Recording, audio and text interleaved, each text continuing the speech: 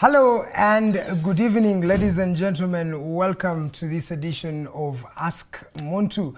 Every particular month, on the last Friday of that particular month, we have a conversation with retired General Mugisha Muntu, who is a founding member of the Alliance for National Transformation, former presidential candidate of that particular political party. And every particular last Friday of the month, we have a conversation with him to find out what he thinks about how the country is moving forward, and of course, what are some of the advices or what is some of the knowledge that he's sharing with various Ugandans, especially on some of the problems that we continue to have in this particular country. My name is Edgar Mathew Karuhanga, and on behalf of the Alliance for National Transformation, I'm here to moderate this particular conversation. And of course, I'm not alone. General Mugisha Muntu is already in studio. I'll be connecting with him, or I'll be introducing to him later on.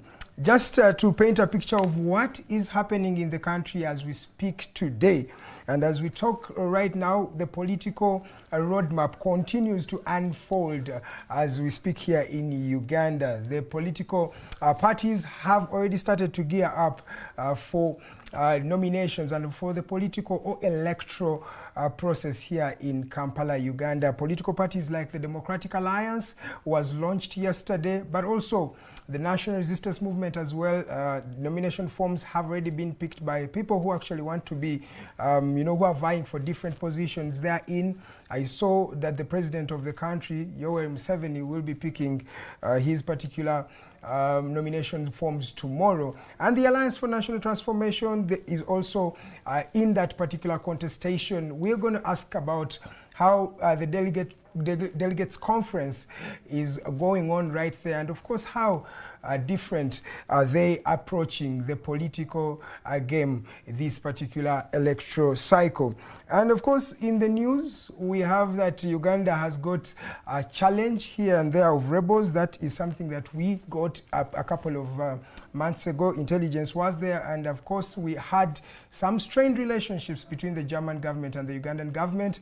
But as we speak this week, a new phenomenon has started to occur, that investigations are going on, and it is suspected, or it is alleged, that they may have fabricated these particular incidents. We saw a bomb attack that was there on the 3rd of June. That was on the Martyrs' Day. A lady passed on, in fact, and a gentleman who was riding a bike.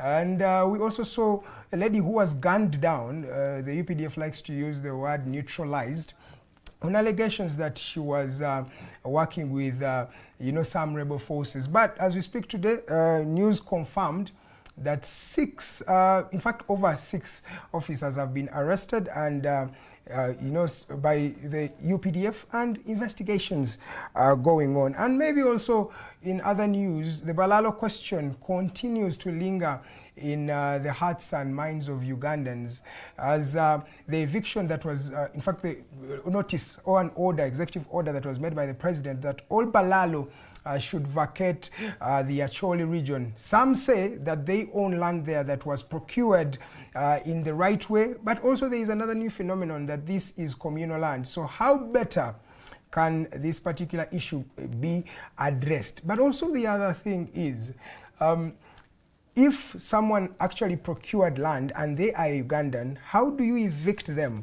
from the land that they procured legally, from what they call willing buyer, willing seller? I want to get the mind of General Muntu on these particular issues in this edition of Ask Muntu. As I told you, my name is Edgar Mathew Karuhanga, and you can also join the conversation.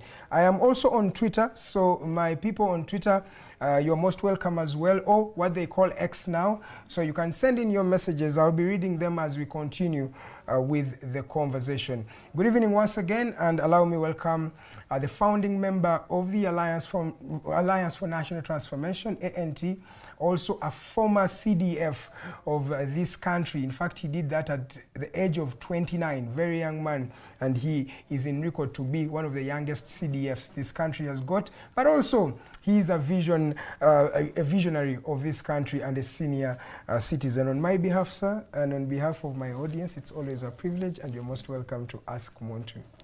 My pleasure, Edgar. Thank you for hosting me. Good evening, dear viewers. How are you in this country, Uganda? We're moving towards another electoral process. Every electoral process comes with its challenges. The consistency has been the mismanagement of it. I think that's what you can trace throughout all these elections we've had, the last 3, 4, 5 elections. Because we have got a regime which is not ready to relinquish power. It doesn't play fair. Okay. So that we're going to see that kind of situation unfold as we go through this electoral process. It won't be anything new. My hope is that it won't be worse than what it has been before. I don't see anywhere when Genome 7 runs in an electoral process how it can be free and fair. Okay. Yeah. But then we are gearing up for an election, so why are we going in such an election with all the factors that you have hinted on? In fact, you've not exhausted them. Then what are we preparing for as a country? The struggle is a permanent and continuous process. There's always contention between different forces. Okay. There are people who always want to take advantage of any situation in a selfish way. Even when they are attempting to be or when they are already in the public employ. But there are also people who always struggle on the side of right to ensure that they establish mechanisms for good governance, wherever they are, to ensure that governance is in favor of a community or society, a country, wherever they are, if it's in an organization, for those who belong to that organization. Yes. So that contention between two different forces has been there since creation. We're experiencing it here as we've experienced it in the last 60 years. We have not managed, unfortunately, to build a critical mass of leaders within our political environment who, when they're in the public employ, or when they're attempting to be in the public employ, whose driving motive is service to the people. That hasn't happened yet. So that struggle has to continue until that happens. Yes. So in spite of the challenges we see, we have to keep on until we build that kind of people. And that's why everybody who believes that should not give up, in spite of whatever challenges we see. We have to keep organizing in whatever vehicles we are in, like those of us who are in political parties. But even those who are not necessarily active in political parties, wherever they are, those who are in civil society, those who are in cultural institutions, religious institutions, any institution that serves mankind in whichever way must ensure that they work day and night to influence the nature of politics, because politics is at the center of our lives. Wherever else you are, politics affects you. Actually, it is at the core of how society is managed, how are services delivered, how are resources applied, because the resources come from us, wherever anybody is. Whether they're in a cultural institution, whether they're in a church or a mosque, they are farmers, they are business people, they are professionals, wherever you are, you pay taxes. Yes. Some direct, others indirect. There's nobody who doesn't pay indirect taxes, for example, because everything you buy, there's VAT. There's VAT in it. There are taxes which you pay almost on a daily basis. So governance is about how is that money used. Is it used in a transparent way? Is it allotted to doing things which deliver services to you?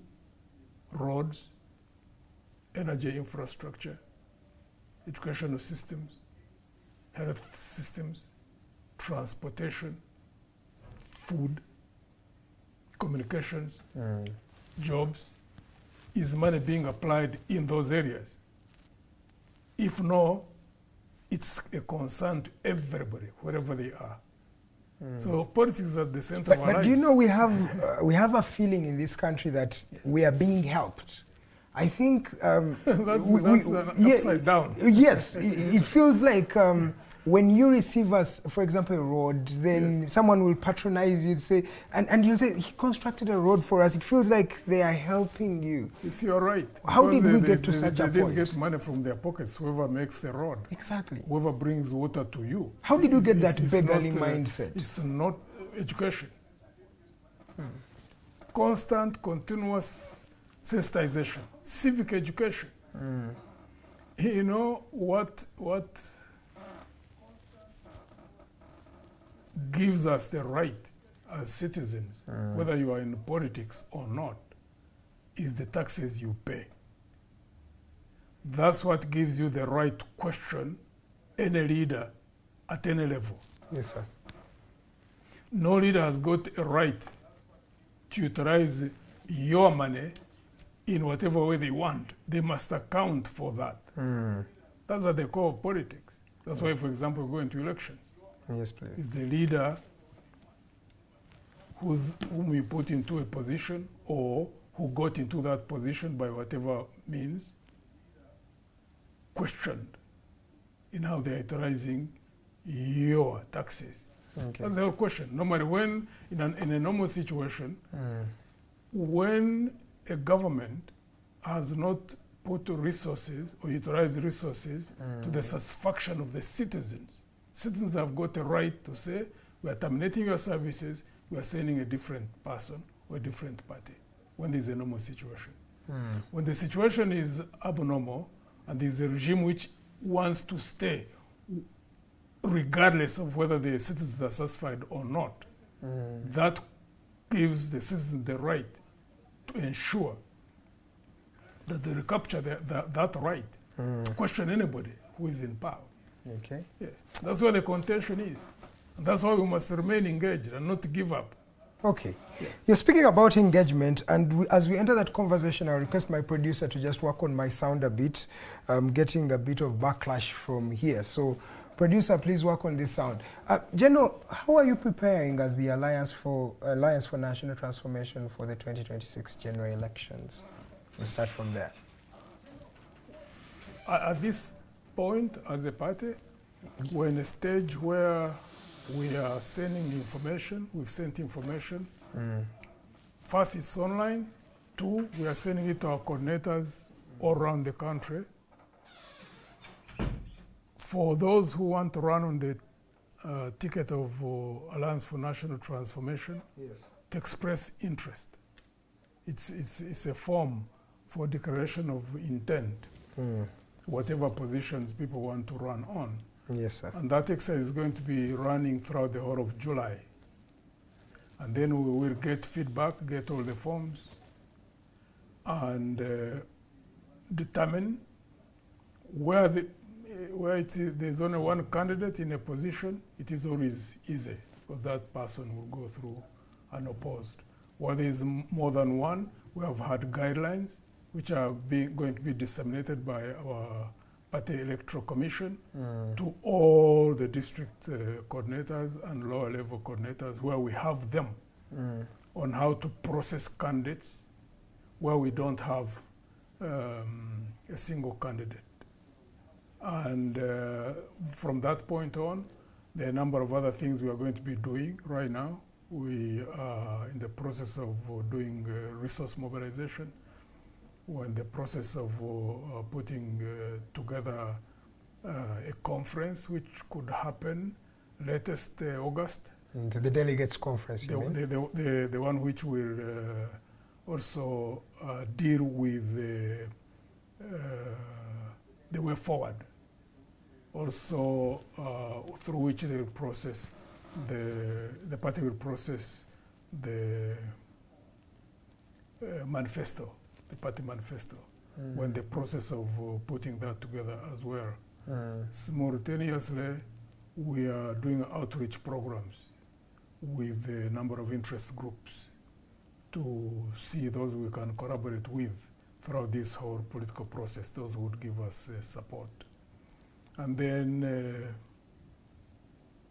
we ready ourselves to the ground once nominations are done. and conduct the campaigns from, I think it's supposed to be from September until January. Okay. Yeah. Well, how different are you? Because I'm looking at the organization that you did in 2021. Yes. And it's literally the same thing. Yes. How different are you entering this political process? Or let me ask, Yes. what do you wish to achieve from this election cycle? We keep sending the message. We are what we intend to do, indicating our capabilities. So showing that the only way out of this mess that we've been in from 62 years, and in the last 62 years, we've been in a situation where we have had so many changes, but the direction of politics remained the same. Yes, sir. And the core message of Alliance for National Transformation is unless we have a team of leaders in a vehicle like the one we are building, Alliance for National Transformation, that is value-driven. And that's why we go all over we've been going throughout the whole country in the last 4 years, trying to attract men and women who not only talk about, but who believe, who have the convictions. If they talk about transparency, to have it in practice. When we talk about justice, to be just. When we talk about fairness, to be fair. When you talk about accountability, to operate in a mindset mode where they know that the moment a party is in power, that you must be accountable for how you deal with citizens, for how you manage national resources, for how you should be treated yourselves if you do anything similar to the person who is not even in power. That therefore you must all be equal before the law. That you must create an environment where there are equal opportunities for all. That if there is a job opportunity, it must be open to everybody. And access to it must be on merit. Not because someone knows someone in government or has an uncle or an aunt or a sister or whatever. So we know that the only way the politics of this country can change is if you have a team of leaders, men and women, who are convinced, who are operating out of conviction, who don't talk about things because we talk about the same things basically in politics, but will be able to walk the talk. That's where contention has always been. And for us to ensure that we keep pumping up that message over and over until the people who believe in it come together, coalesce around that. Not to for fear of gaslighting you, from the time this political party was born, it has been focusing on building structures. That's what you are using, reaching out to the masses. Even after the 21 elections, you have been there, traveling all over the country, sensitizing it. What are some of the fruits you are to show And for we, now, and for that? And we won't stop. We will continue. What is It's there not to show? it's not only building structures. For the last 7 years, can you track for me and show me the impact you have created through these structural consultations, engagements, and forums you have created? What is the fruit to see there? The taste of the pudding is in the eating. When the country starts seeing the leaders who come through A&T, mostly the young people, because many of us are known because of our previous engagements. Yes, sir. But there are many young people who are being groomed within A&T. And those are the fruits of that effort we are talking about. And when that comes to be, when people start seeing how they act, how they behave. I know them personally. These young people are different. They are a different breed of leaders. I have no doubt about that. That's why we never panic when people, shout and they say all kinds of things. Because we are creating a product that we know is going to be a solution to the problems of this country. We have got young people who are out there. They really basically don't have a lot of resources themselves. They are under pressure from all directions. The politics of this country is money. Yes. And it is quite interesting because I get calls from many all over the country who are under so much pressure because many parties want to recruit them. They just want to sow what they didn't, to reap what they didn't sow. We spend time building these young people. But the good thing is that they are resilient. And I get a sense that those who've been trying to recruit them and failing must themselves be surprised because they don't budge. And the country will get to a point where they read that. They'll be able to see the products of what NT is able to produce, you know? And it's going to be a continuous process. The good thing is when a product is good, as it will be seen, and mostly in areas where in the next elections we believe we will have many leaders going through the Parliament, RC5, RC3, councillors. And therefore, when our leaders become more visible than so far what they have been, the highest leader we've had so far is RC5 Terego, who is doing quite well. Those who are on the ground in Terego know how responsible, how mature, how skilled in managing administrative issues of the district, the transparency in which resources of the districts are being used. They know how the RC5 chairman Saka is, and want to replicate that in every place that we take. So Ugandans need to really wake up. We've been going through almost turmoil for 60 years plus in politics. Now, many get confused, but they need to really walk themselves out of that confusion to understand that whatever you sow is what you reap. It's a law of nature. If you want sweet fruit, you grow a tree that is going to give you sweet fruit. Yes. You grow a mango, you grow an orange. But if you plant a lemon tree, as of, you know, you will reap a lemon. A lemon is not sweet, it is bitter. So there's absolutely no reason why you should go to a lemon tree, which you know produces bitter fruit, and your intention is to reap sweet fruit. Yes. Really doesn't make sense. So we as Ugandans therefore need to recognize that the character of the leaders we put into positions matters a lot. If you put a person whose character is shady, in their history, they have gone through institutions, and they have been, you know, irresponsible in managing resources of an institution, whether it's a school, whether it is a hospital, whether it is a circle, whatever it is. And then that very person crosses over into politics, and you elect them. They're the ones we actually want. Why on earth do you think that they are going to be different in managing district resources or sub-county resources? Why do people not recognize that? Because the nature of politics is going to be rooted in the character of the majority of the leaders who are elected.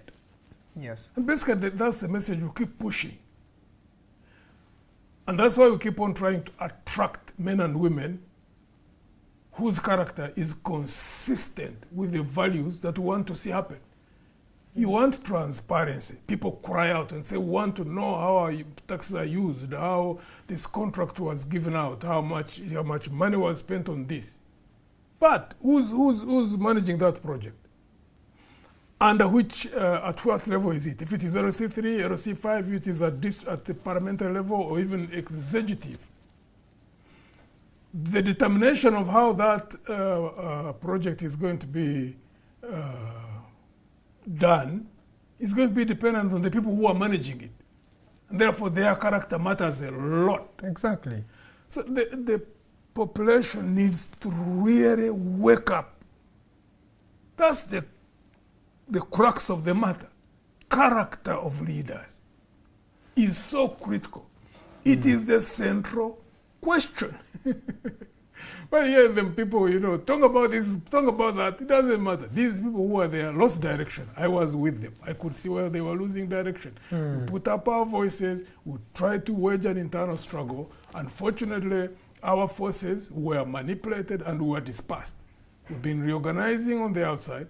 I recognize that there are also those within still who think they can change things from within. I have no problem with that. If they can organize themselves and become a formidable force, and we link up with them from the outside, we can change the direction of politics in this country. Okay. But everybody must reach that conclusion that until the character of the leaders is purposefully by the voters, that the leaders who are pushed into positions of responsibility are leaders who are going to stand with them.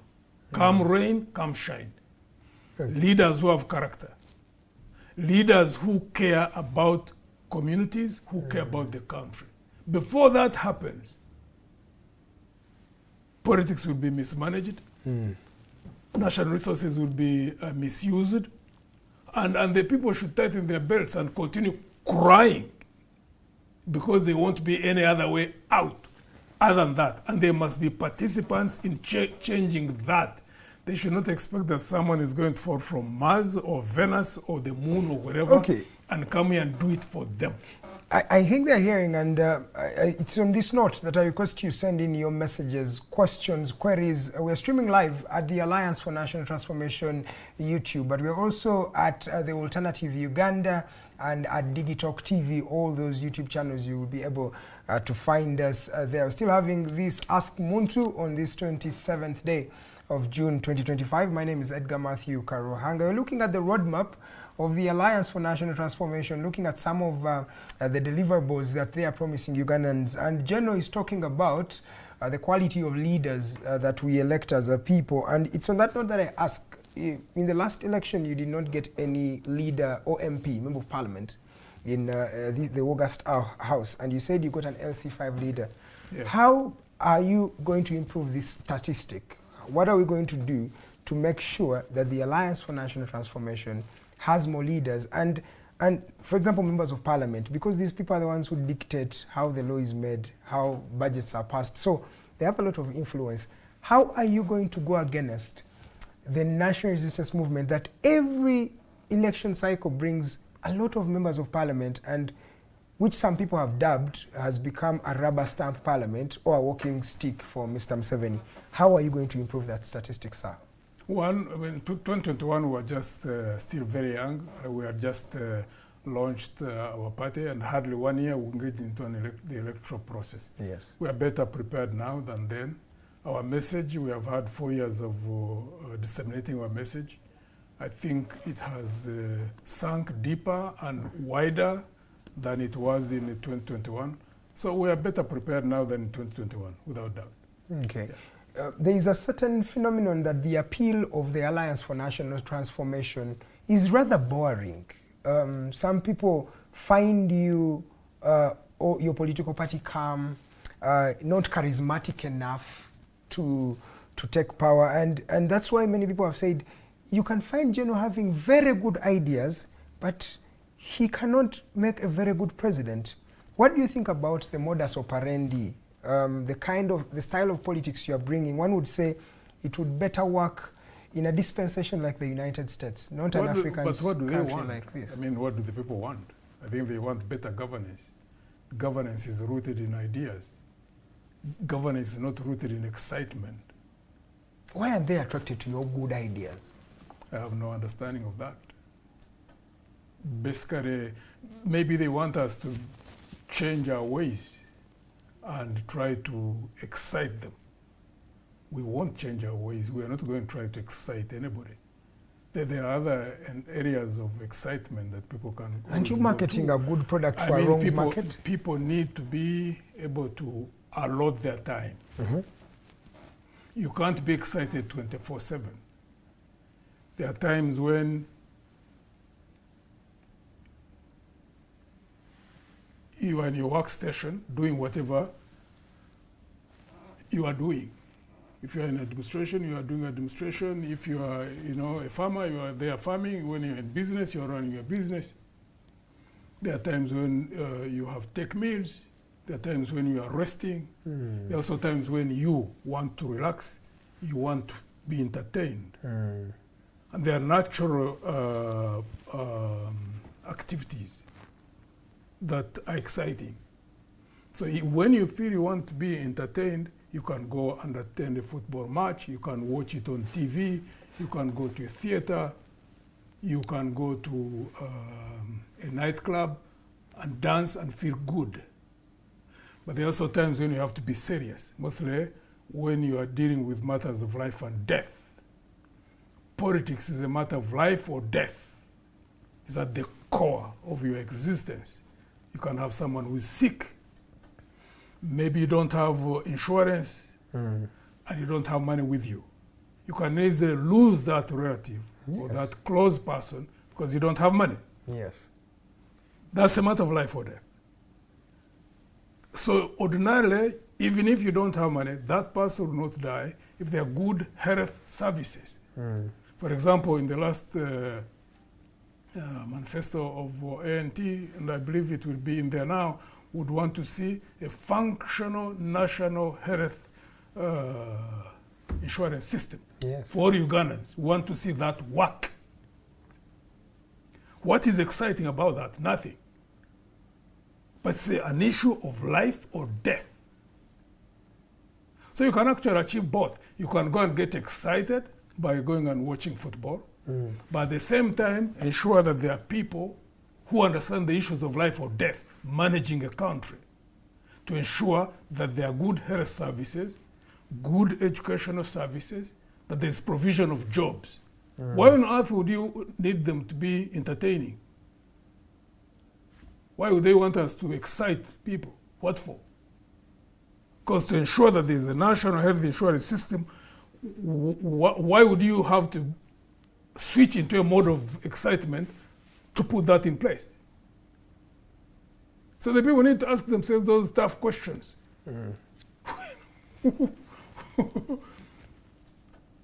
We prepare ourselves, we build a vehicle that will put in place service delivery systems for people to be healthy, to be wealthy, and then in the time slot when they want to be entertained, to go into entertainment places. They should not try to shift entertainment places into the areas where life or death decisions have to be made.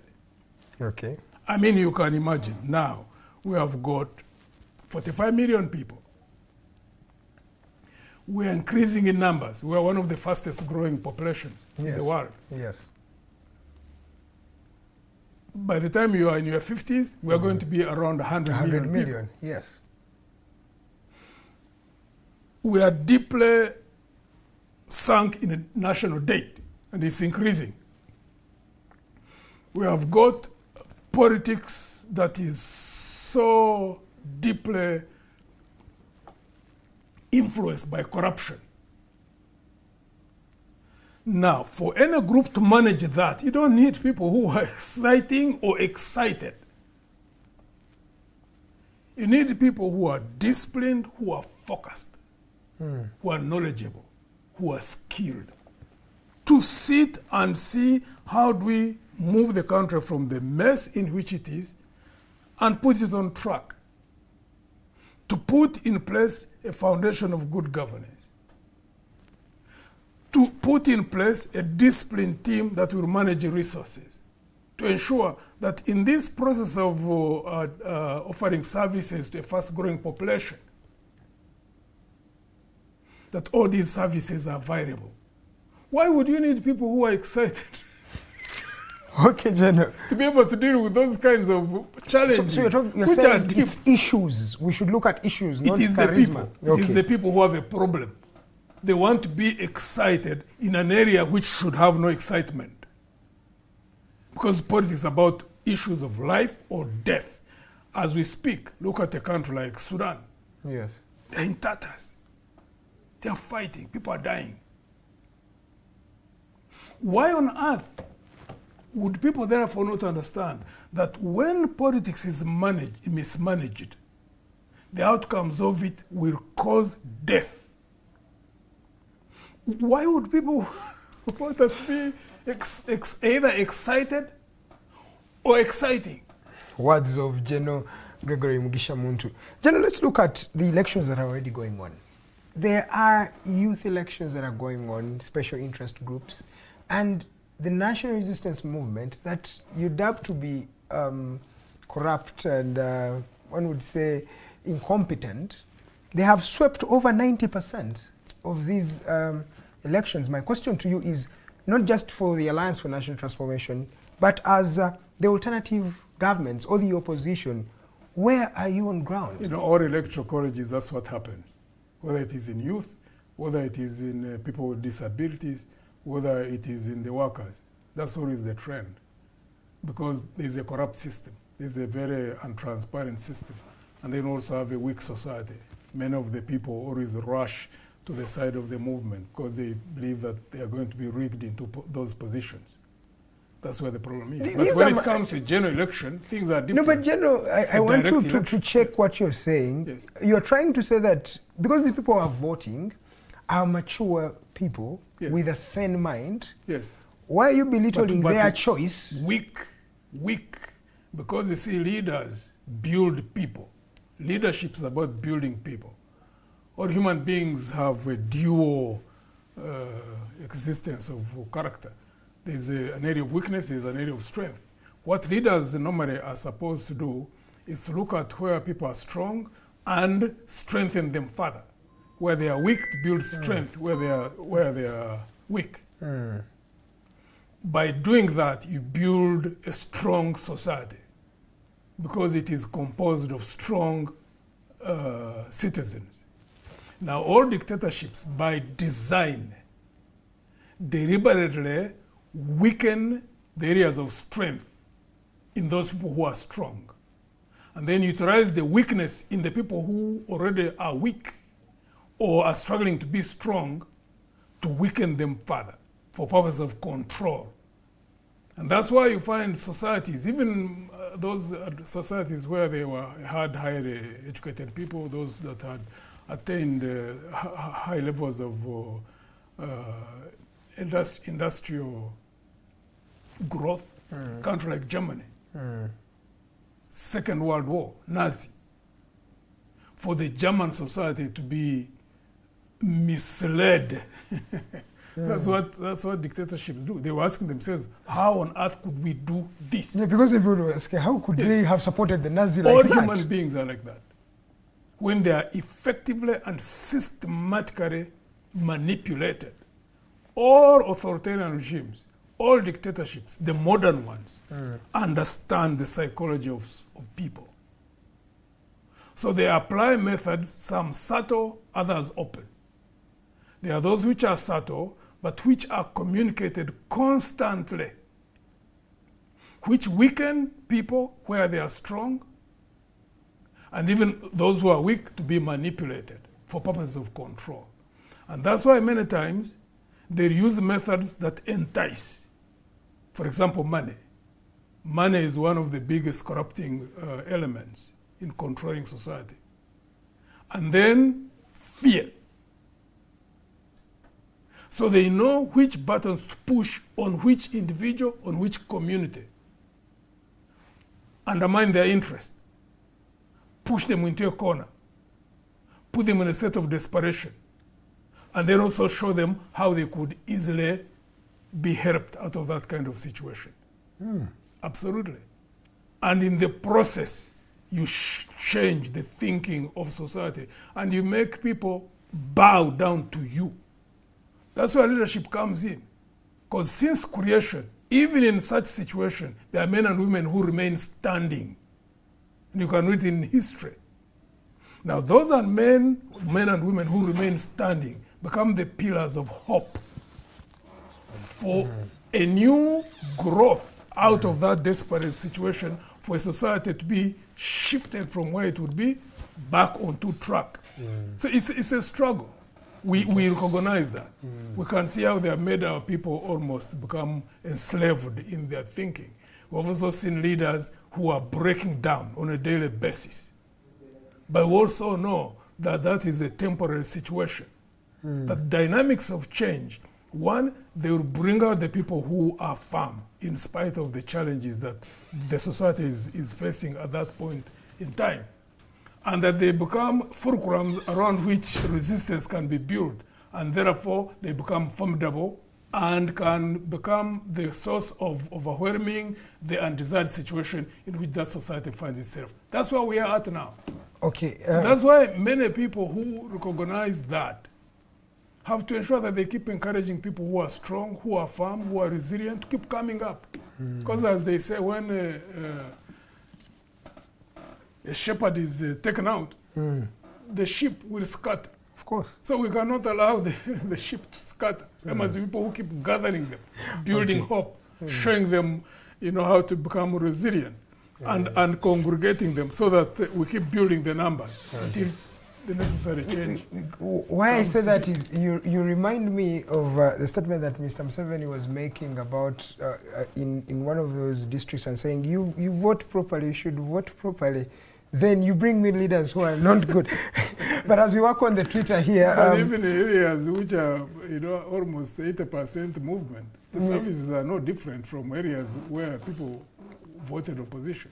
We shall come to that point. I have a couple of people here who are sending in some of their messages on X as you work on this. There is... General, this is Kato Akleo. He says, General, talk about the National Council for Higher Education verification of Brigadier General Ashande. I'll be talking about that later. Why is the Alliance for National Transformation is very comfortable? Because we are seeing convenience of the party's activities against incumbent government. Do you think the party needs to be intentional in taking power? We aren't seeing any protests, but comfort. This is what I was saying. Some people believe you're too comfortable. And I think this is what... We have no problem with those who believe that that's the way to go. We've never stood in the way of anybody who wants to take a different direction. We don't blame anybody who takes whatever direction they take. My hope is that those who want to see change shouldn't blame us either. Whichever is to work will work. And whichever works will become self-evident. Maybe it's at that time when they should say, oh, this worked, this didn't work. We're all still in the process. Okay. So as we conclude this particular issue then, how better are you going to be, especially in this particular election? What should your viewer or supporter expect from you as we leave this particular issue? First, people who want positive change, people who want to see change that is meaningful, people who want to see a new team of leaders that will walk the talk, people who want to see equality before the law, justice in governance, equal opportunities, democratic practices, transparent management of national resources. You know each other in every community. Encourage those who, when they believe in value-driven leadership, people who believe in those values, to get on the ticket of Alliance for National Transformation. Because we were not able to go all over the country as we would have desired because of limitation of resources. Yes. Now, where we went, we have coordinators. Where we have not been, there are people who believe in these values. Yes, sir. And therefore, now we can organize around those candidates on a countrywide scale. Yes. At the LC3 level, LC5 level, for chairpersons, for councillors, mayors of townships, of municipalities, of cities, and members of parliament. So that we continue this struggle until people who are driven by those beliefs are able to take power and therefore change the direction of politics in this country. Thank you so much. I am still with General Gregory Mugisha Muntu, founding member and former president of the Alliance for National Transformation and also the CDF of the land. Jen, I think we can also talk about the question of Kato now. Let me repeat it for you. Kato Akleo, you are on X. Thank you so much for tuning in. You said, General, talk about the National Council for Higher Education with verification of Brigadier General Ashande's academic papers. Also talk about the rampant involvement of the military in our elective politics, especially in areas where incumbents are out of favor of the electorates. We'll start on that note. There is a lot of violence, especially in Lwemiyaga and Sembabule areas. Yeah. And in fact, yesterday, there is someone who passed on. One Sembusi was shot dead, 25-year-old. And Lwemiyaga Theodore MP, Lwemiyaga Theodore Sechikubo, the Lwemiyaga Member of Parliament, also got some injuries. I think a bullet passed through his fingers. And there is also another person who was injured. This is not the first time. In 2021, I remember, 6 people died in that particular area. What do you think about this new phenomenon of violence? But also, how did Brigadier General Ashande get this certification? I have no understanding. I don't have details about that particular case. I really hope that they equated his, because he doesn't have what they call formal education, they equated his military credentials, the courses he has done in the military, and according to the National Council for Higher Education, these qualifications tantamount, or they can be equated to some certificates of the education, for example, senior 6 and diplomas. The council should be firm and fair and not allow themselves to be intimidated by any outside force. Either someone has got the authentic certification or not. If they don't, it doesn't matter who they are. They shouldn't give anybody that certification. No, but at least you tell us from the knowledge you have, do those qualifications or I don't have the a courses clue you as do to what courses he did. To be honest with you, there's no way I could know everybody in the army, even at that time. You know, and courses want one area of focus. We wouldn't be trying to find out where did this one get educated, you know, from, what courses did they do. We wouldn't, basically, except unless when they were going for training. And so I don't have details, and therefore there's no way I can give comment on an individual case. I cannot talk about the principle of issues. Yes. Let's use you as an example, because you have been in the UPDF. If you did not have, for example, a degree or a diploma or a senior 6, with the experiences and some of the courses you have done there, could they tantamount, or can they be equated to a certificate? You see, equivalence, what the council should have done all along is to make a list of what is equivalent to A level and put out so that it's public, so that everybody is able to interpret it for themselves. Why do they have to hide it? Well, I have never bothered to know what is equivalent, because I went through schools, you know, from primary to O level to HSC to university.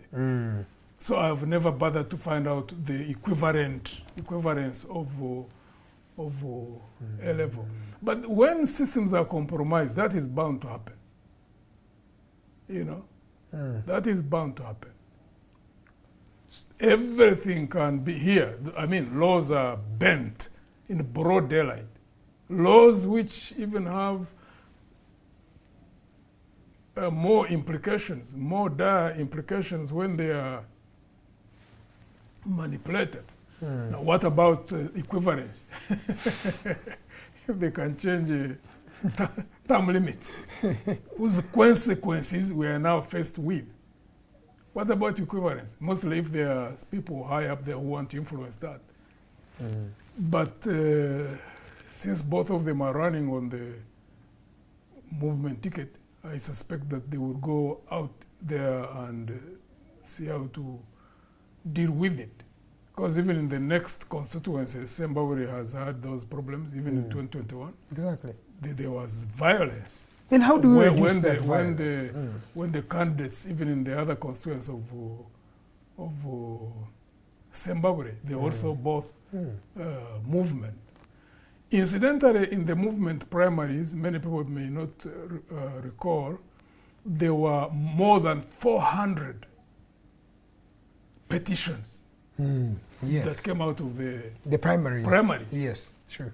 You know, that's why I get surprised when the population keeps on stuck behind the movement, because nobody is going to give you what they don't have. If you are not internally democratic, how on earth would they expect that they are going to give the country democracy? Because you have 400 plus petitions and they never dealt with. The sense I get is that the situation is going to be worse now than 2021 in the primaries of NRM. Let's watch. Let's wait and see. Why do you say that? I mean, the lack of transparency, the levels of manipulation, the culture within the organization is everybody's for himself. But I saw Shatsi Musharurwe letting the rest, leaving the rest for Sodo Kaguta in Zimbabwe. Voluntarily, or she wanted to avoid what happened in 2021. I don't know. We saw after consulting the president. I don't know. I don't know. That's a good culture, one would say. I don't know. Why would that? I don't know. I cannot talk about specific cases, but I know that the internal electoral process of NRM is just simply a mess. Okay. But yes, sir. We are only 2 months away. So let's wait and see. But I have a feeling that there's going to be a bigger mess now than before. But you know, I like to look at the system, the cause of why we're seeing this. One would say that shows the level of passion, support, and assurance these leaders have in the national resistance movement. No. It is a reflection of how our society has been so broken and is literally on its knees. Because out of those people who are running on the movement ticket, because I meet quite a number of them, out of 10, those who believe in the movement, you can't get more than 2. What? Oh, definitely. I mean, they'll tell you that I ask many of them, say, I don't believe in what is going on, but this is the only way I can go through. So what does that mean? It's actually a frightening prospect. Wow. We have 5 minutes to 8 p.m. We're into the first hour of this show. My name is Edgar Mathew Karuhanga. I am still with General Mugisha Muntu, former president of the Alliance for National Transformation and former CDF of the land. I want us to delve our conversation onto the Balalo question. The Balalo eviction, in fact, is about or should be already in place, as the president already has released a couple of executive orders over that issue.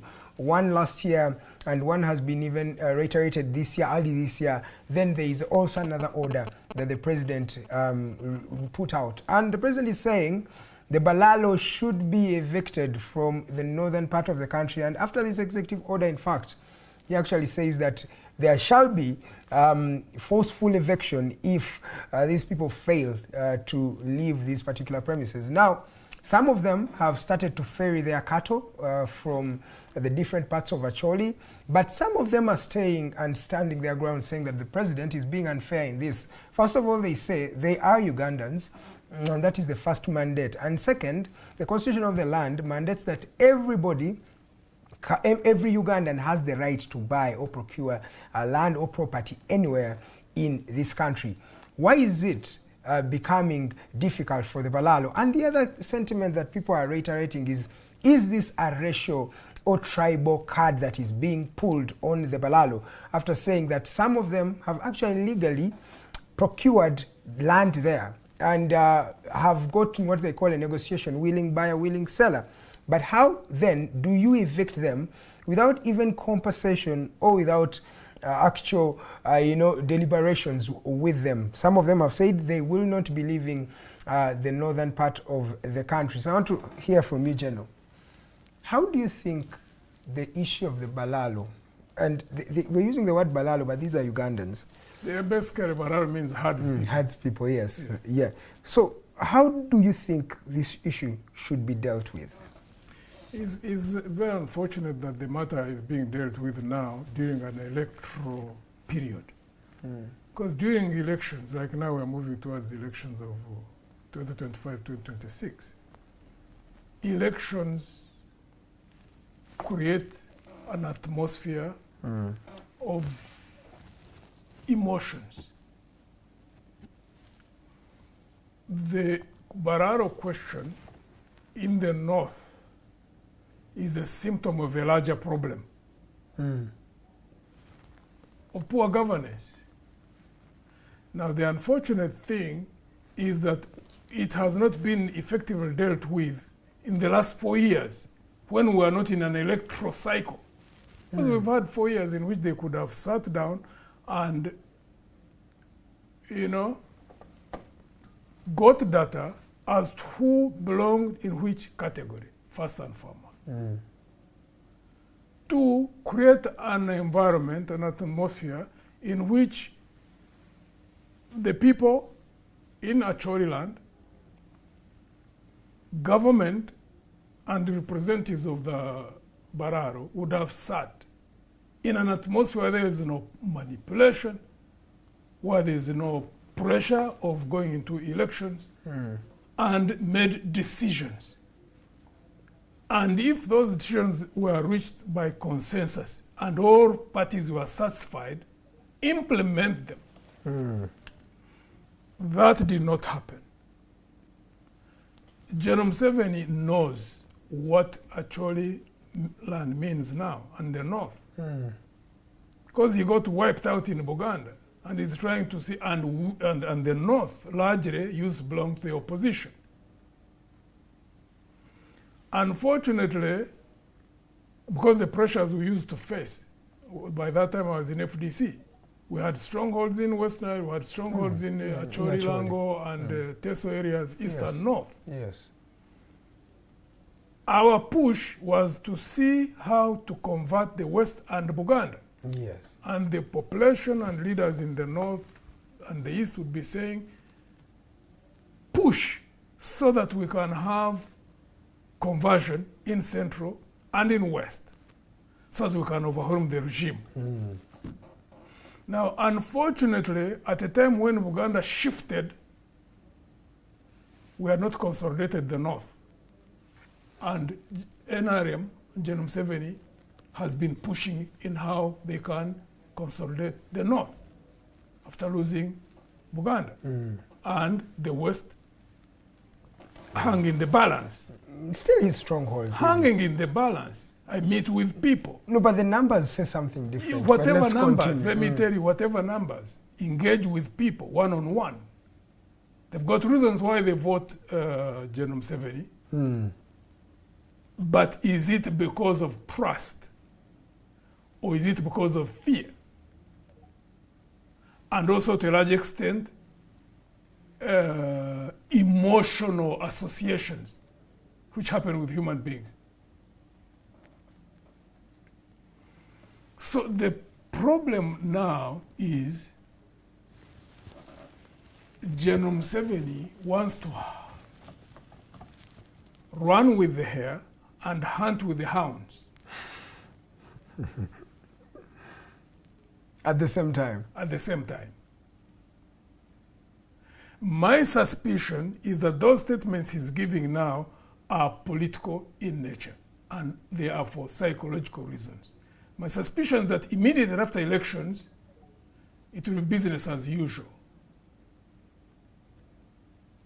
Now, it seems to me that many people in the north, leaders and people,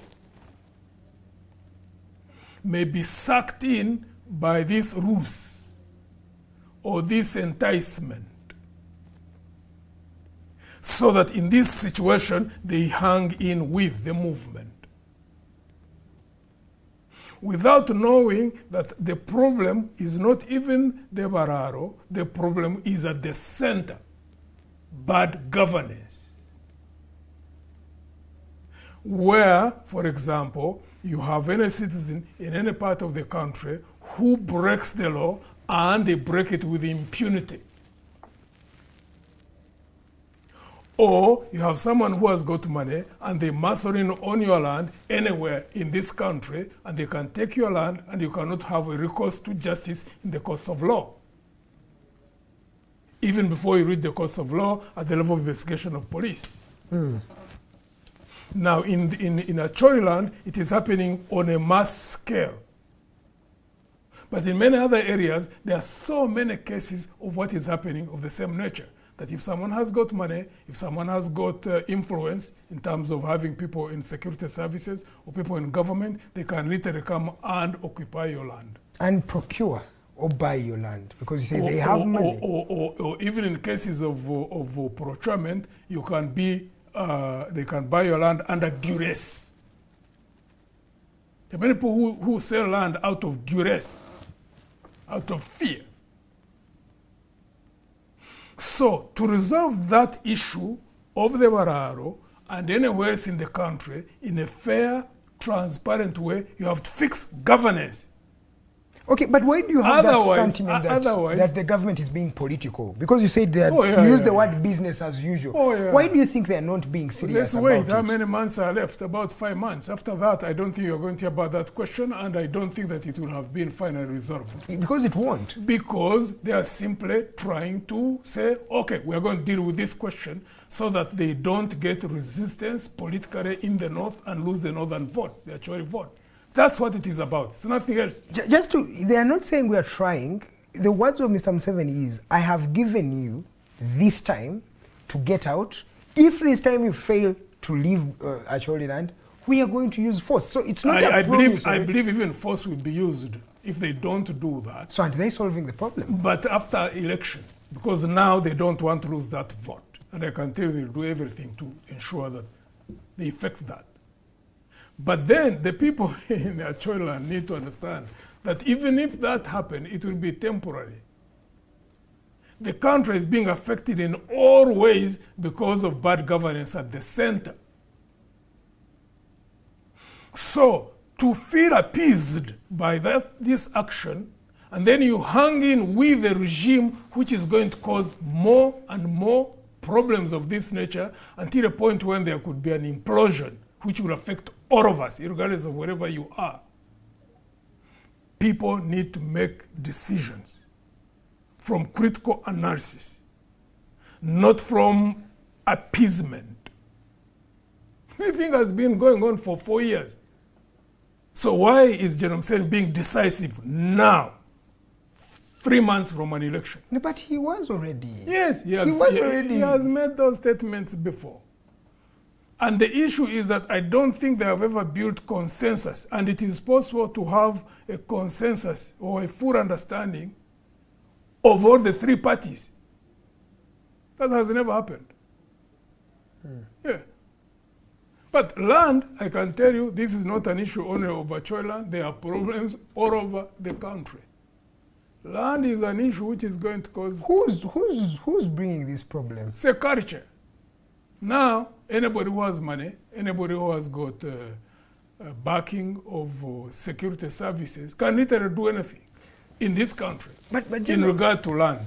Let me first pause you there. Yes. You were here when you started what they call a privatization. You picked up privatization and said, when you have money, you do what you're supposed to do. You are allowed to procure land anywhere. So, me Karuhanga, is there a problem when I have made wealth to say I want to settle in Acholi, procure land there, and settle there? Is that a problem? You see,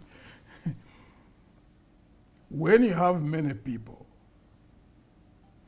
going into an area and utilizing land, but there are different categories. But there are those who go, for example, when you hear examples which are being quoted, you find someone with cows, but also armed. I've heard of those stories. That now contaminates the thinking of a community in which you are. Two, if you have cows that go and go through people's fields, destroy crops, and police can't touch you, courts can't touch you, what do you expect? That sense of injustice, that sense of impunity will influence that question, and you'll cease even to start looking at genuine cases. That's why the regime failed. They should have categorized right from the beginning, but also empowered police to act decisively. Someone, your cows go and destroy someone's property, someone's crops, and the police is decisive. 1, 2, 3, 4 cases. And everyone knows that these people are not above the law. To ensure that nobody is armed. How can you be armed grazing cows? Because the image, the picture. And that is also mixed up with the lack of many other things outside that, which influence people. For example, lack of opportunities. For someone knowing that I cannot go and access a job because I come from a wrong region. In politics, when there is nepotism, other people in other areas are going to feel aggrieved. And when people are aggrieved, you don't want to exacerbate that by adding on other problems. I get what you're saying, but I've had one in a normal society where systems are working, where there is justice, where there is fairness, where there is transparency in management of national resources, I can tell you an issue like that wouldn't be a question at all. Nothing. I have had one legislator from that region bring words like, we the Wacholi are brave, yes, and you, the Balalo, are weak. You see that antagonism? So it's now starting to be owned. Now, yes, if all regions start to do that, yes, maybe you have a home in Buganda, yes, right? Yes. So if Buganda says we're not going to be selling to General Mugisha because he's Mugisha, yes, and if the East do the same, yes, where then does the country go? You know, that's what I'm saying. The issue is not Bararo. The issue is not who is saying what, where, in whatever region, whether in the West, whether in the East, whether in the North. The issue is governance. When you don't sort out governance, you're going to have many people attacking one another. Wow. Because they are aggrieved. Someone goes looking for a job, they cannot get it. And they see someone else getting that very job when they didn't have the same qualifications. That causes a grievance. And grievance causes emotions in people. And when there's no resolution of those grievances, the grievances and emotions keep building up to a point where there can be an implosion. We have seen many problems, you know, in countries, yes, sir, where people who have been living together without any problem. But when there are problems of governance, these people start looking at each other almost as enemies. This is not only here in Uganda, you see it all over the world. Okay. You know, race against race, religion against religion, ethnic group against ethnic group. Even within the same, you know, let me tell you, if you go like in a district where people are homogeneous, it is one ethnic group. It is Banyankore, or it is Batoro, it is Basoga, or it is Iteso, or it is Achori, it's a Langi, or Rugbara. Only those, there is nobody else. If there is poor governance in that particular district, if it becomes a country, you'll have manifestation through different cleavages. It can now become a clan. I've heard of or it can become something else.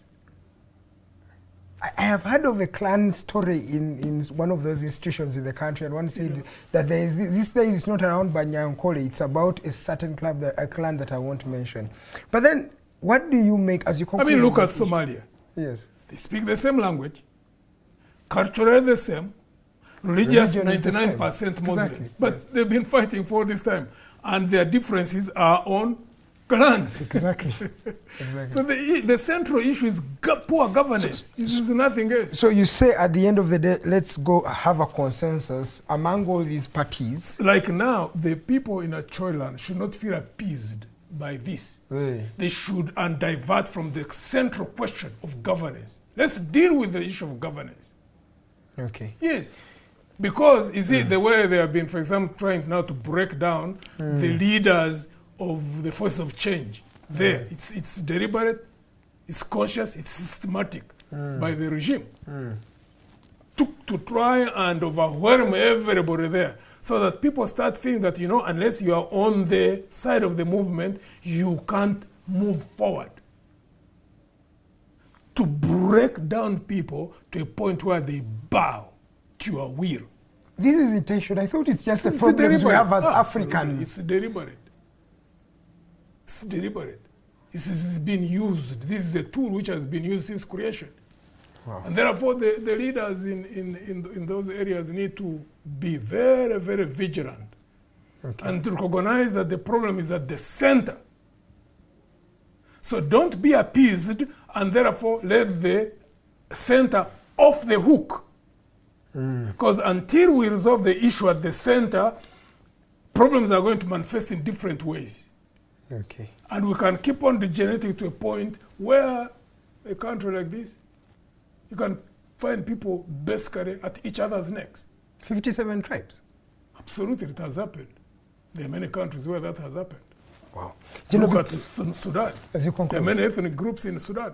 You know, because initially, when North and South were still together, Yeah. the excuse was that, you know, these are different religious groups. The Yes. South is largely Christian, Yes. the North is largely Muslim. Yes. And they are also different kind of Yes, races. yes. They are Arabs largely Arabs, and then Southern African ethnic groups. Yes, sir. So they separated.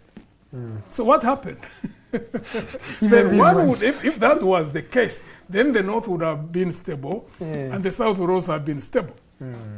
I get you, But sir. when the South broke off, you can see the problems which are happening within the same Christian group, within the same African, largely African groups. Okay. The North, largely Muslim, largely Arab. But they're fighting one another. They're killing one another. Yes, sir. So the issue is not ethnic, it is not religious, it is not It's a racial, leadership it is issue. governance. Okay. General, And because the of time. elite need to wake up these facts. Because the moment you use a wrong, you know, if you don't diagnose the symptoms right, you are going to apply wrong treatment. The patient can die. General, only because of So the time. diagnosis must be right Yes. for you to give the most applicable treatment for the patient to get cured. Yes, sir. Yes. Thank you. Thank you so much, General. I think they've picked a point there in. You paint a picture that it's a leadership problem here. Thank you so much for sending in your messages. I see Apollo to Musime. You have sent a message on X. Musinguzi Derek, I'll also read your message. Robert Fibonacci on X, thank you so much. Continue sending in your messages. I'll be reading them as we continue with the program. Still in the issue of regions, Mr. Museveni and his family, in fact his wife to be particular, this year came out to apologize to Buganda. And they cited out some of the issues there. They said, we are sorry, we apologize. What do you make of Mr. Museveni's apology to Uganda first, but also to specifically Buganda? What do you think about that statement, or what happened then? The act of apology is human, and it is not only therapeutic to those who apologize, but also relieves the pain and anxiety of those that would have been aggrieved. But the issue is the intent, the intention for the people who apologize, why they do apologize, and if it's genuine or an act of manipulation. And you can't easily know whether it is genuine or an act of manipulation until a period of time. Because you can't judge it based on what any human being says. I mean, all of us can say anything. You read it by the acts after that act. If you are repentant, that means that your actions will change. So we just have to watch what General Museveni does. If he changes in his actions, then we know that he was repentant. Wow. But if you repent, if you apologize, and then tomorrow you are crushing people, But it's very seldom that Mr. Museveni that apologizes. means that it No, wasn't. it's seldom that done. Mr. Museveni apologizes. Don't you think this came from rather a better place? We'll see out of his actions. We see them Because by the fruits. if, for example, he keeps on arresting these young people, for example, because if it was specifically in central Buganda, And many of these young people, for example, in Nup, the majority of them are from Buganda. Yes. So if we see them released or tried, and in a transparent way, if none of them is arrested further and you know, tortured, like a number of them whom we have seen on social media and on TVs, if that doesn't happen, then we know, okay, the apology was from the depth of his heart. Thank you. But if he applies any more measures of repression, then know that it was just an act of manipulation. Thank you so much. We are 20 minutes into the hour. General uses the words of the Holy Book. We shall see them by their fruits. Absolutely. Let's delve into another conversation of the rebel attacks that we have been having as a country. First of all, earlier on this year, in fact mid the first quarter of the year, Colonel Magezi, by then the acting director for information in the UPDF, confirmed that there were rebel cells in this country and said most of them are in the Kampala metropolitan region. That means Kampala, Wakiso and Mukono, Kampala metropolitan. And he also added that these rebel groups were supporters of the National Unity Platform. And he also reiterated that the German ambassador had a hand in there, which even culminated into the suspension of the military cooperations between Uganda and Germany. Recently, we've seen the president meet the German ambassador therein. But also recently, in the near past, we also saw some people being gunned down, especially a lady who was neutralized. That's the word they used in Kalerwe. But also earlier on, we had 2 people who were victims of a bomb blast on the 3rd of June as we are celebrating the Martyrs' Day in the country. So, as we're speaking right now, news that broke yesterday, in fact, a story, confirmed that there are some officers that are being investigated in the UPDF on allegations that they were fake bomb attacks or terror attacks. I want to listen in from the former CDF on the entire process, how it's playing out, and this issue of rebels, especially as we gear up for the 2026 general election. I wouldn't want to make comments at this point in time. I think the matter needs deeper scrutiny. We'll have to conduct more observation and apply more scrutiny to be able to make conclusions. And the worst thing is also happening towards an electoral process. So one wouldn't know whether is it a coincidence, is it a conscious, deliberate positioning or effort to create a perception on this situation that we are going into of elections. That's why I'm not able to make comments now. But down the road, after what do you smell? Because I wouldn't want to rush into conclusions. I really want, by the time I make a comment, to have fully understood the trend itself, even to see the manner in which some of these operations are conducted. I will need a few more months to have a full understanding of this, and therefore I can give a more informed judgment over the issue. Okay, but maybe lastly on that, if hypothetically it were true and the UPDF is investigating its own, doesn't that shine a ray of hope in your heart that the UPDF is now better an entity? If they say, yes, maybe these things are fabricated. We also have to wait for the outcomes of that investigation. Yeah. Okay, thank you so much, General Gregory Mugisha Muntu. I'll read some of the messages here as we come to the end of this conversation. Musinguzi, you say, why should we have a national insurance health, and why should we have a national health insurance policy yet we have public hospitals? I think instead of insurance, we need to strengthen these hospitals. What do you think about the two are not in a conflict. Because in the first place, you can't have a national health insurance policy unless there's infrastructure even for delivery of health services. The question is it free services? Do we have the capacity to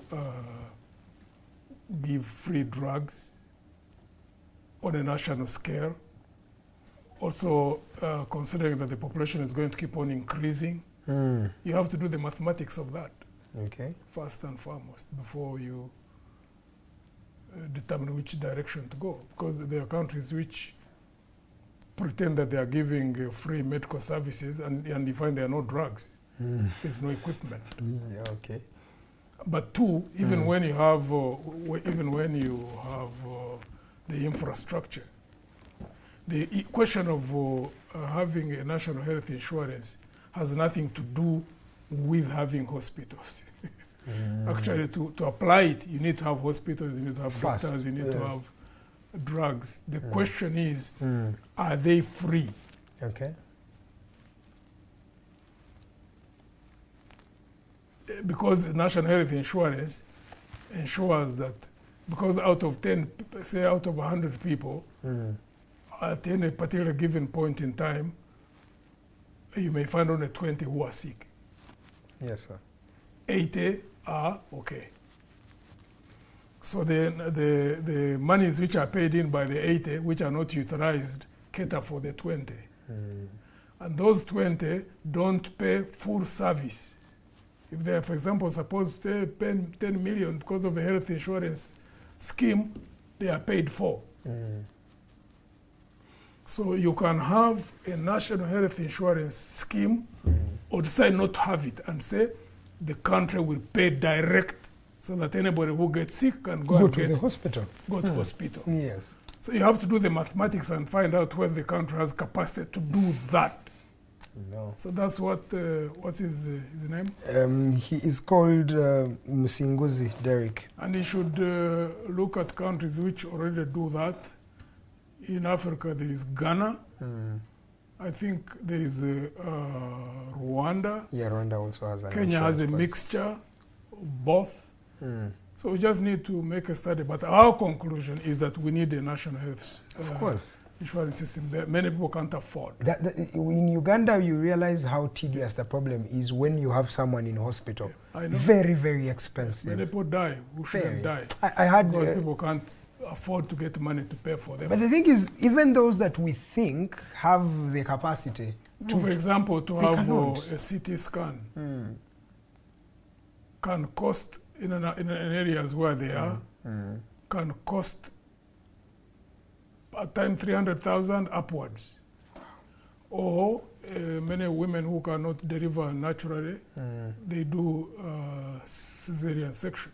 And there are different rates. There are places where you find they are required to pay about 500,000. Some other cases about 800,000. Yes, sir. So if the person doesn't have the money, what happens? It's a question I cannot answer as well. But, no, that's what should guide, what is his name?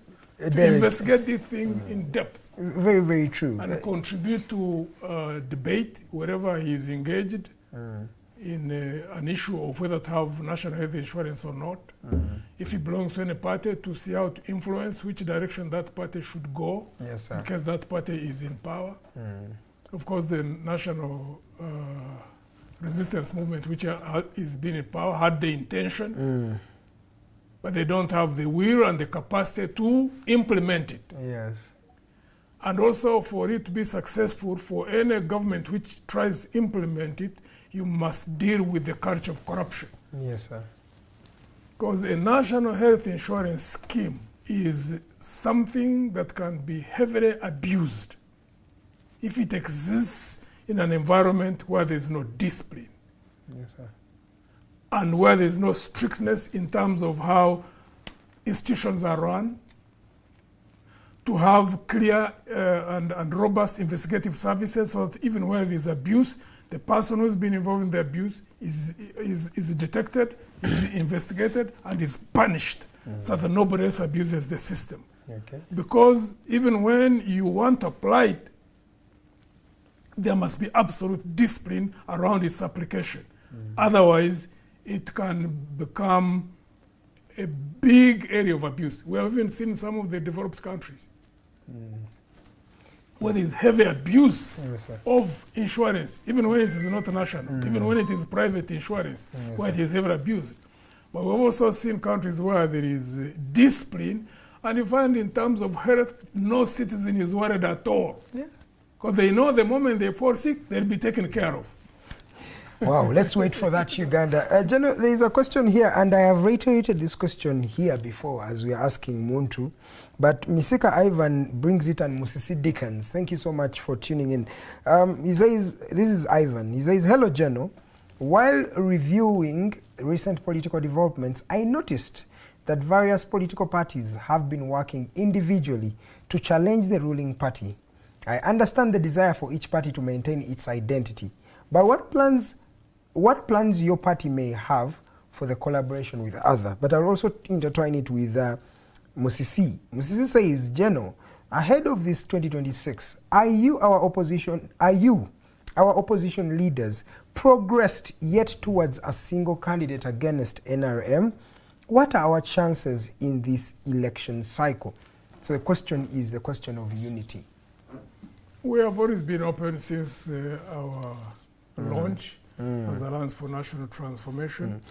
Maybe as you start on that, let me also intertwine it with what Stanley Nasasira says. He says, I would like General to talk about a divided opposition because this is now becoming the greatest strength of NRM.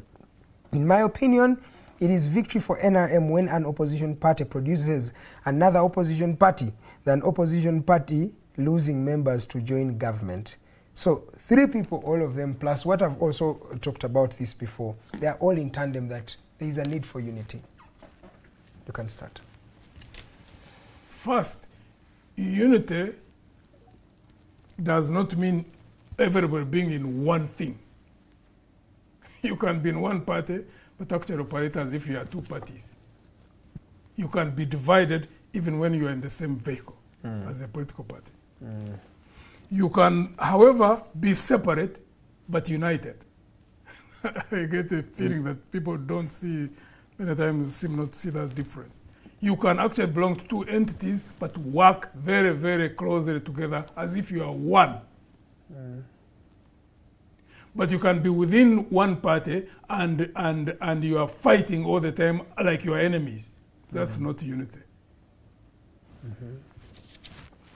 So our understanding of unity is when we agree on a common purpose, common objectives. Even when we are separate, working around those. And we've been open as Alliance for National Transformation. And the beginning point always is how do you conduct yourself? And we've been deliberate, conscious in that. That's why, for example, we are not in conflict with any opposition party at all. Which should not be surprising, really. Because it's deliberate, it's not by accident. Because we know that being able to work together effectively around common objectives, common purpose, once you agree on them, it takes restraint on each side, takes discipline and focus. We've been building those in ourselves, and we are cohesive because our internal methods of decision making is that we build consensus. And then you move together. So, in that regard, we are confident, even as we engage with other political entities. We've been open. We indicated when we were starting as Alliance for National Transformation that we will not start any initiative ourselves because we wanted to focus on building our party, to be strong internally, and also to build it around the country. We have succeeded in the first objective, building cohesion in the organization, being disciplined, being focused, being consistent, being resilient. In that, we have succeeded. In spreading all over the country, in the 2,000 sub-counties, in the 147 districts, in the 400 constituencies, yes, we have not fully. No, but even we had resource constraints. Yeah. But again, that's something we knew was long term. We'll keep at it. So, and in the process, we kept on engaging with other political organizations. And we are still open. So the success of it can only be seen when it happens. If it needs success, you are one of the most senior opposition publicly. leaders we Yes, have. yes. So, as the Holy Book also says, that it's the hearts of the fathers that turn to the sons. Yes. Why is it that General Muntu is not reaching out to Kyagulanyi to say, Kyagulanyi, we need to work here? Why is it that General is waiting for Kyagulanyi to come to him? No, initiatives. We didn't say because you see, an initiative has to be led. Why don't you lead that initiative? The point was, when, like all the things I've told you have succeeded in, they don't fall like rain. You have to work on them. And to us, they are very, very important, even when you read the point of working with others. Why? Because we know that for whatever you build between 2 or 3 groups, 3 parties, the strength of what you build must be dependent on the strength of the entities that come together. Because if you are weak organizationally, out of weakness in organization is not going to give you strength. 2, you have to build stability within the organization. A 4-legged chair or table can't be stable unless all the 4 legs are firm. If you have 1 or 2 legs unstable, the chair will be unstable or the table will be unstable. So for us, we concentrate on building stability in the organization and ensuring that we have organizational skills and capabilities inbuilt within the organization. And then, because we said we are new, so any party which starts any initiative will be there. And there's no party which has ever invited us and we don't come. We go, we discuss, we give our own advice, we give our own proposals, which direction to take. And these engagements have been continuous. Only that we don't go out pronouncing them. We have been engaged in quite a number of initiatives where we have been invited by other parties. One would say... the outcomes of which we cannot rule out whether there won't be any cooperation. We cannot rule it out. There is still time. So by September, if there is success in any 1 or 2 initiatives, they'll come out.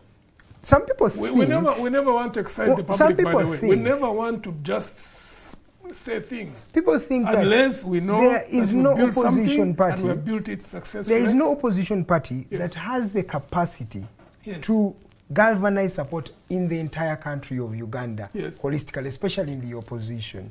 And even some say that even if you united, the capacity would be there, but it would be minimal. So aren't you outrightly lying to Ugandans that you are entering a political arena? That means you're just participating. You're not willing to win. Edgar, you may not have been following. I have been following. I am telling you that we cannot dismiss the possibility of there being 1 or 2 or 3 parties or 4 cooperating. Right? The only way we deal with things in our situation is we only work towards a certain end state. Once we reach that end state, then we can come out and say, this is what we have been cooking. Yes, sir. We always avoid pronouncing. You have not even peeled whatever you are going to cook, and then you are giving intention, say, we're going to cook this, we're going to cook that, we're going to cook that. Suppose you don't serve that. But when food is ready and you're ready to serve, then you can ask people and say, come to the table, dinner is ready. It's been 30 years. I think it's been 30 years, and Ugandans are saying, when do these people, these men in suits, because I think the Ugandans down here are united. The problems they face are the same. But they are seeing different caravans, which are supposed to take them to the destination. This is purple, this is red, this is blue, and everybody's saying, who should we go with? So all they are saying is, but every time they and that is what has been happening. But every time we see that, we find that the ANT will bring more than 60,000 votes Yes. all over the country. Yes. NUP will bring the last over 3 million. Yes. But at the end of the day, when you look at these common denominations, Yes. they have actually divided you and have, if you were together, maybe you would stand a chance to even get more members of parliament. That's what I'm telling you. We keep working towards it. Okay. When we succeed, it will become self-evident. So that means we look at the whole. If there is failure, like has happened in the past, it also becomes self-evident. One would say that. But at the same time, the society should not blame us. We are a reflection of what our society is. Because we are products of our society. Society is begging you to unite. You have failed. And every time you ask that question to Yes. all opposition No, leaders. but our character is rooted in our society. We are products of our own society. We reflect what our society is. Yes. The society should not peel itself off and say, oh, politicians are like this. We are a reflection of who you are. You should understand that. I'll just hint on lastly what Derek said, that Yes. this is a win to the NRM. Yes. Now, will you even be saying that you were defeated or robbed of the election with these problems that you are having already as the opposition? Because it looks like, apart maybe from the Alliance for National Transformation, which also has some financial problems, Yes. all political parties have a problem. They are dividing, they have problems about each other. These ones are receiving money from somewhere. Will you even say that this time round, Mr. Museveni has robbed the election or has rigged? That's the word to use. In spite of all those challenges we face, he still rigs the elections. I know that for sure. General, thank you so much. David, as we come to the conclusion, it's 42 minutes past the top of the hour. I have David Kalanzi. We are receiving General Muntu's messages loud and clear. I have great hope that this will become increasingly evident over time. This is the kind of politics we need, one that unites people rather than tearing them. Isingoma Mugisha Amoti, Julius, you say very articulate. Yeah, General is always very articulate. Then Honorable Robert Romushana, when is he joining the National Unity Platform? Mpanga George Williams says, we love General Muntu at Noop. He is a very smart guy. Anything that you want to say on that particular issue? When are you joining the National Unity Platform? No, we work closely together. Okay. Hello, General. What plans does the ANT have for its youth wing, given that predominantly given the predominantly youthful population? Thank you. I think this will be our last question for the day. We have our youth wing, and at every level, in every branch, village, parish, sub-county, where we have like 23 members, 7 are women, 7 are youth, 11 are central. And then it builds up the national level. And then we have branches in institutions.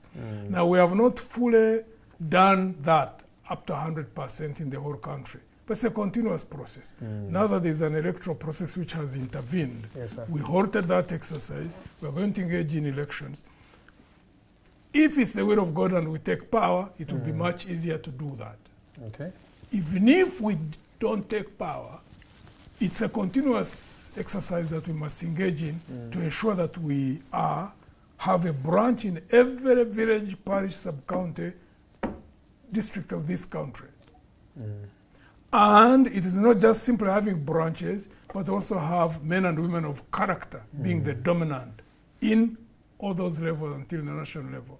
Because we want to build a vehicle of good governance, so that even those of us who were the pioneers, when we bow out of politics, that we leave a party which will outlive us. Wow. That's why we're building an institution. We're not building any individual at any level. Okay. Yes. Thank you so much. I'd like to thank all the people who are giving us support. I'd like to call upon all Ugandans who believe in ANT. Even when you weren't inclined specifically in politics, but as a way of sacrifice for 5 years or 10 years, engage as a way of building a critical number of people who want to do what is right, who want to do things in favor of our communities, in favor of our country. Right now, as we speak, the balance of forces is tilted in favor of people who simply are driven by self-interest rather than country before self. Yes. Thank you so much. I was going to request you to give your parting shots, but it feels like you've given them. Thank you so much. But for me to just thank you for giving me the opportunity. It's not the first time. And I also want to reiterate that in my time of asking a couple of questions to different politicians, I have deduced that the mindset of the youth in the Alliance for National Transformation is different. It's very, very different. So I would like to commend you for that particular job, and also wish you luck. Are you coming for president, you as an individual, under the Alliance for National Transformation? As an individual, I have the intention, but also have to wait for certain processes within the party itself. I don't want to jump ahead of the party. I have to wait for certain processes. All right. But do you think, is there anybody that can beat you when it comes to that presidential flag? Well, I don't know.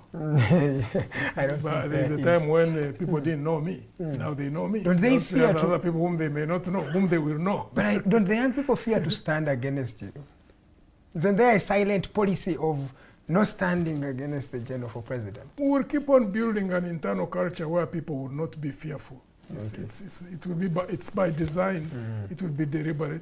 Maybe the only problem is that now there is total chaos in the political environment. Yes, sir. The behavior of the sitting regime actually is affecting parties in ways which you cannot understand. Opposition parties have to be very, very careful, very cautious in the manner in which they conduct even their own party activities. And the population needs to understand that, because we have a regime whose intention is to completely dismantle all parties. And one of the ways they use, one of the tools, is infiltration and internal subterfuge. So parties have to be very careful. And in protecting themselves, there are times when they may do things in different ways than the ordinary known ways. Yes, a very, very complex situation, because I know that the regime has schemes of how do they infiltrate parties and influence them from within. So if a party doesn't have the skills to apply in a situation of this nature, you can easily be taken over. Wow. Sad indeed. Thank you so much for tuning in. And of course, thank you to the Alliance for National Transformation for this opportunity yet again to host Gregory Mugisha Muntu, founding member of the Alliance for National Transformation, former president and also presidential flag bearer, but also former gallant CDF of the land. I reiterate that he was one of the youngest CDFs this country has ever got. So it's not every day that you find a 29-year-old become a CDF of an army. He was one. Thank you so much for tuning in. We shall see you again next month. I will not be here, but there will be another person. At least there is democracy in choosing who asks you questions. So another person will be here, but on my behalf, thank you so much for tuning in. We shall see you again next month in the last Friday of that particular month. I had Manzi here, and of course special shout outs to the Alternative Uganda that is hosting us this evening. From the entire team, God bless you and good evening, Uganda.